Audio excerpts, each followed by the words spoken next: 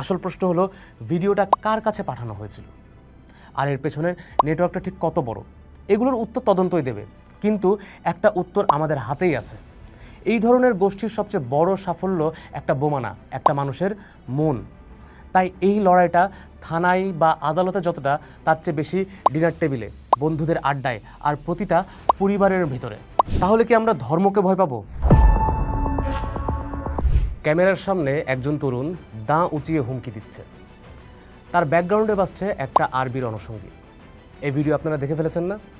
শুধু দেখেছেন এমন না, এই বিষয়ে ফেসবুক জুড়ে হাজারো লজিক অ্যান্টি লজিক ঘুরে বেড়াচ্ছে, সেগুলোও আপনারা নিশ্চয়ই পড়ে ফেলেছেন।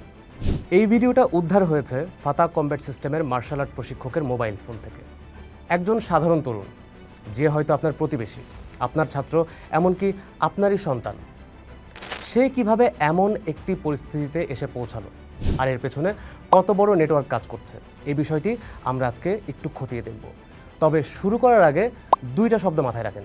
এক, আজনাদ। দুই, সারিয়া। এই দুইটা শব্দ আমাদের কি পয়েন্ট, মনে থাকবে তো? চলেন শুরু করি। 5 জুলাই ভোরে ঢাকার যাত্রাবাড়ির একটা বালুর মাঠে পুলিশ 6 জনকে গ্রেপ্তার করে। এদের একজন শাহ আমানত সাবির, ফাতা কমব্যাট সিস্টেম, সংক্ষেপে FCS নামের একটি সংগঠনের প্রতিষ্ঠাতা। সাবিরের মতে তার এই মার্শাল আর্ট ইনস্টিটিউশন হলো শরিয়া ভিত্তিক ইসলামী মার্শাল আর্ট।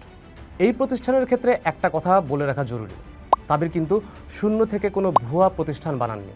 তিনি 2018 থেকে একটা স্বীকৃত মার্শাল আর্ট ফেডারেশনেরই প্রশিক্ষক ছিলেন।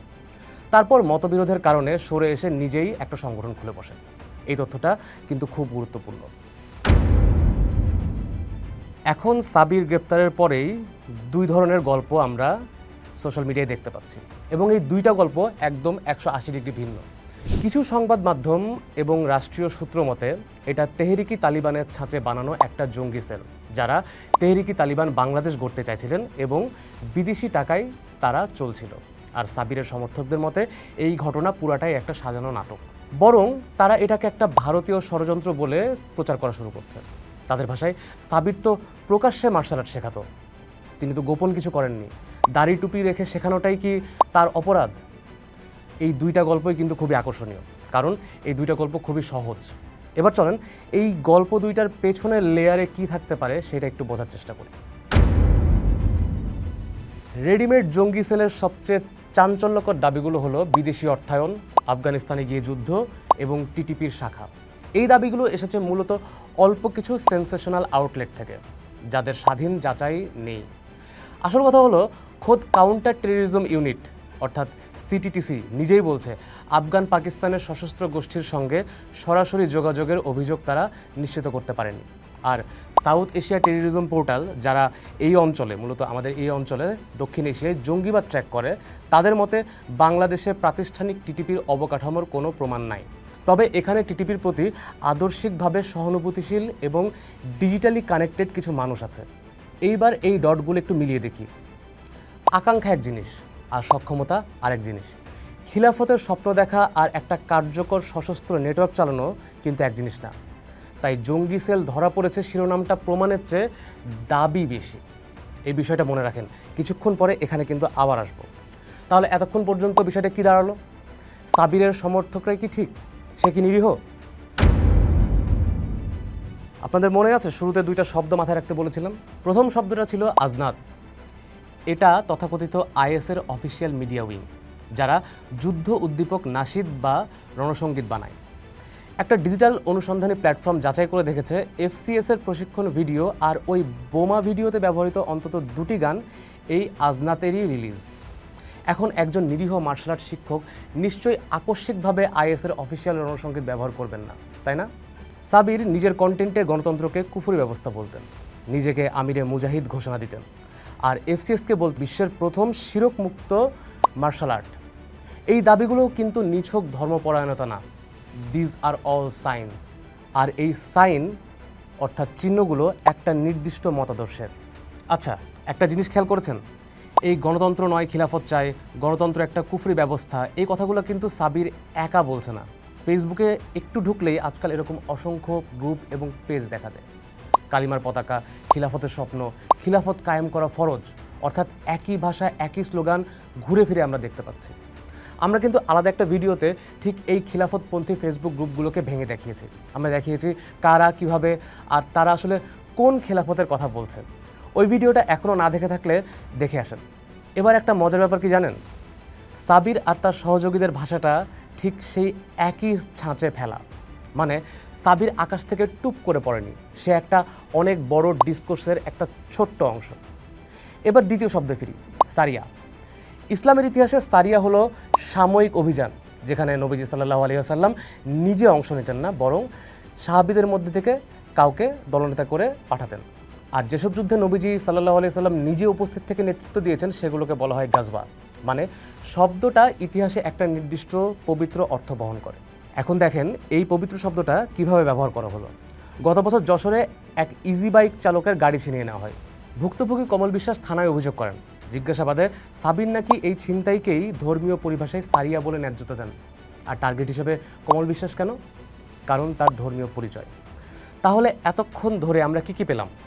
আইএসের রণসঙ্গীত, খিলাফতের ভাষা, একটা অপহরণকে জিহাদ বলে ন্যায্যতা দেওয়া, সব মিলিয়ে সমর্থকদের ওই নিরীহ শিক্ষক এর গল্পটাও কিন্তু এখন আর ধোপে টেকে না।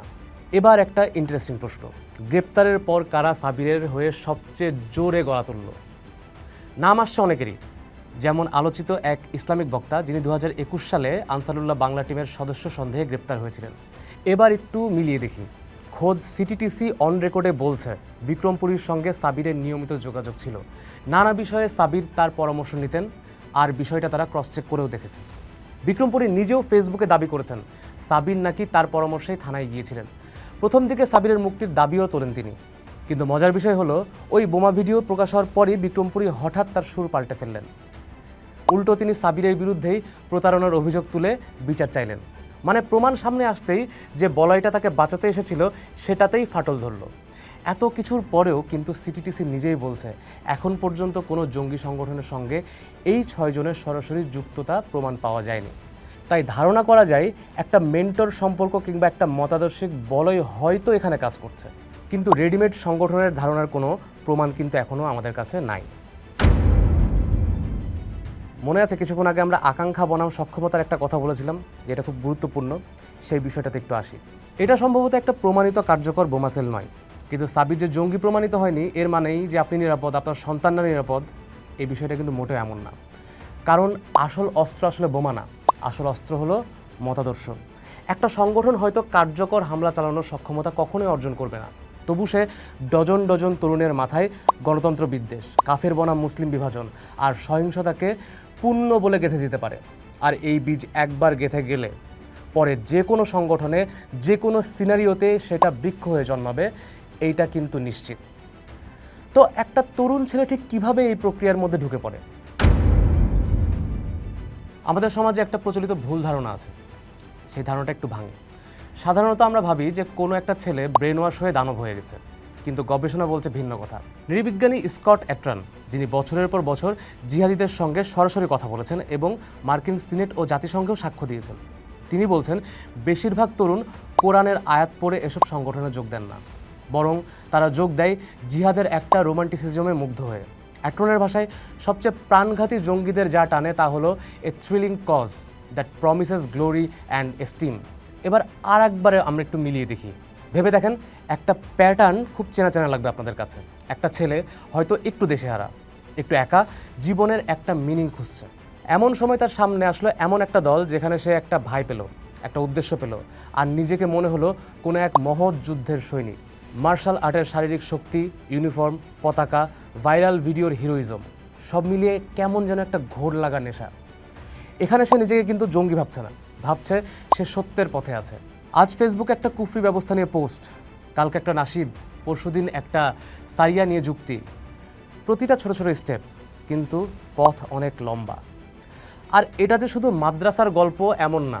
বাংলাদেশের জঙ্গিবাদ নিয়ে অন্যতম শীর্ষ গবেষক অধ্যাপক আলী রিয়াজ, তিনি দেখিয়েছেন র্যাডিকালাইজেশন এখন প্রাইভেট বিশ্ববিদ্যালয় আর ইংরেজি মাধ্যমের ছাত্রদের মধ্যেও ছড়িয়েছে, আর সোশ্যাল মিডিয়া এর অন্যতম বাহক।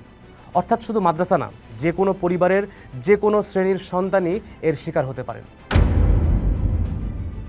এখন এই ভিডিওর সবচেয়ে গুরুত্বপূর্ণ কথা, বিশেষ করে অভিভাবকদের জন্য। আর শুরুতেই একটা সতর্কতা, ধর্মপরায়ণতা কোনো বিপদ সংকেত নয়। নামাজ পড়া, দাঁড়িয়ে রাখা, ধর্ম নিয়ে আগ্রহ, এগুলো আমাদের দেশের কোটি কোটি নিরীহ মানুষের স্বাভাবিক জীবন। এগুলো কোনো ভয়ের চিহ্ন না। আসলে যে জিনিসগুলো খেয়াল করার মতো তা হলো বিশ্বাসের গভীরতা না, বিশ্বাসের ধরন। আপনার সন্তান হঠাৎ করে পুরো পৃথিবীকে আমরা বনাম ওরা, মুমিন বনাম কাফের এই বাইনারির ছকে দেখা শুরু করেছে। গণতন্ত্র, ভোট, রাষ্ট্র এসবকে ঘৃণা করা শিখছে, আর ভিন্ন মতকে শত্রু ভাবা শুরু করেছে। পরিবার আর পুরনো বন্ধু থেকে নিজেকে গুটিয়ে নিয়ে শুধু একটা নতুন গোষ্ঠীর ভেতর ঢুকে যাচ্ছে। সহিংসতাকে ন্যায় বা পূর্ণ হিসাবে যুক্তি দিয়ে জাস্টিফাই করছে। অনলাইনে গোপন গ্রুপ, নির্দিষ্ট ধরনের ভিডিও এবং নাশিদে আচ্ছন্ন হয়ে পড়ছে। এই লক্ষণগুলো যখন আপনারা দেখবেন তখন কি করবেন? গবেষণা এখানেও পরিষ্কার, ধাক্কা দিয়ে তাকে দূরে ঠেলে দেওয়া যাবে না। এটা খুবই খারাপ পদক্ষেপ, কারণ ওই গোষ্ঠীগুলো ঠিক এই বিচ্ছিন্নতা, এই এলিয়েনেশনকেই, অভিমানকেই খুঁজে।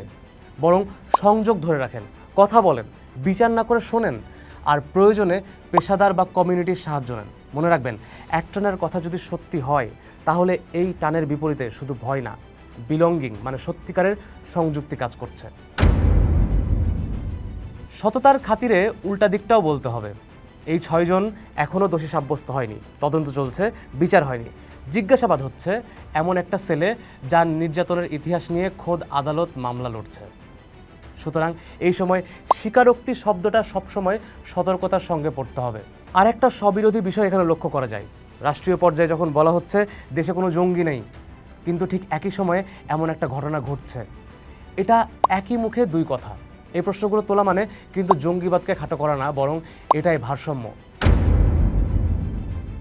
এখন তাহলে আমাদের আসল প্রশ্ন কি? আসল প্রশ্ন হলো, ভিডিওটা কার কাছে পাঠানো হয়েছিল, আর এর পেছনের নেটওয়ার্কটা ঠিক কত বড়? এগুলোর উত্তর তদন্তই দেবে, কিন্তু একটা উত্তর আমাদের হাতেই আছে। এই ধরনের গোষ্ঠীর সবচেয়ে বড় সাফল্য একটা বোমা না, একটা মানুষের মন। তাই এই লড়াইটা থানায় বা আদালতে যতটা, তার চেয়ে বেশি ডিনার টেবিলে, বন্ধুদের আড্ডায়, আর প্রতিটা পরিবারের ভেতরে। তাহলে কি আমরা ধর্মকে ভয় পাবো? না, আমরা উগ্রতাকে ঠেকাতে যার যার জায়গা থেকে কাজ করে যাব।